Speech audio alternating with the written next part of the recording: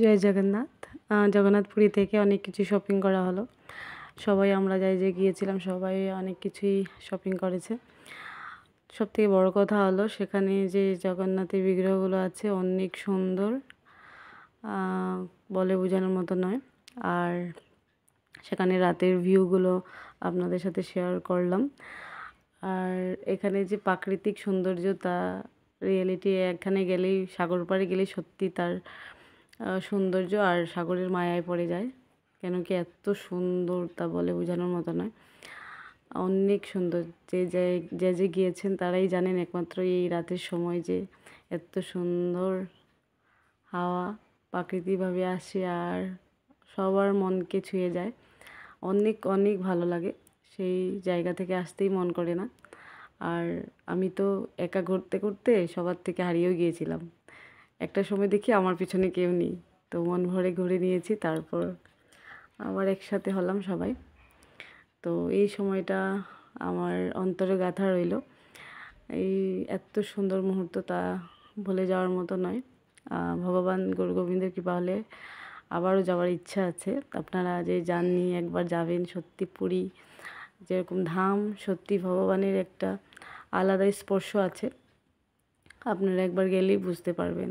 আর এই যে সাগরের বিচের পাড়ে দোকানগুলো অনেক সুন্দর সুন্দর মানে জিনিস আছে।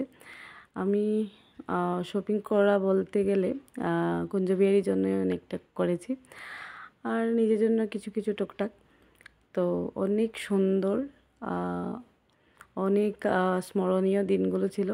মানে এত সুন্দর, আমরা অনেক মজা করেছি, ভগবান দর্শন করেছি, সাথে নিজের মনকেও একটা সময় হয় যে ঘরে থাকার পর কিছু সময় যদি আমরা ভগবান দর্শনের উদ্দেশ্যে বা একটু ঘুরে আসি তাহলে আমাদের মনটাও স্থির আসে। তো মাঝে মাঝে একটু বেরোতে হয়, তো তাই ভেবেই ছুটে চলে গিয়েছিলাম। আর এই দিনগুলো কখনো ভুলে যাবার মতন নয়। অনেক আনন্দ করেছি সবার সাথে, আর অনেক অনেক খুশি, কারণ সেখানে স্বয়ং ভগবান জগন্নাথের দর্শন পেয়েছি আমরা। সাক্ষাৎ যেন মনে হয় ভগবান বসে আছেন। আর এই যে শঙ্খ, সেখান থেকে একটা শঙ্খ এনেছি, অনেক সুন্দর সত্যি।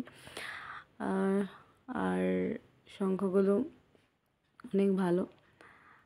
তারপর এখানে ভগবানগুলো দেখলে মনে হয় সব নিয়ে আসি। তো শপিং করতে অ্যাকচুয়ালি মেয়েদের কখনো শপিং করতে করতে মন ভরে না। যেহেতু একাই গিয়েছিলাম তা শপিংটা মনে হচ্ছে কম হয়েছে। তো নেক্সট বার গেলে হাজব্যান্ডকে নিয়েই যাব। তো ভালো লাগলে লাইক কমেন্ট শেয়ার করে দিও।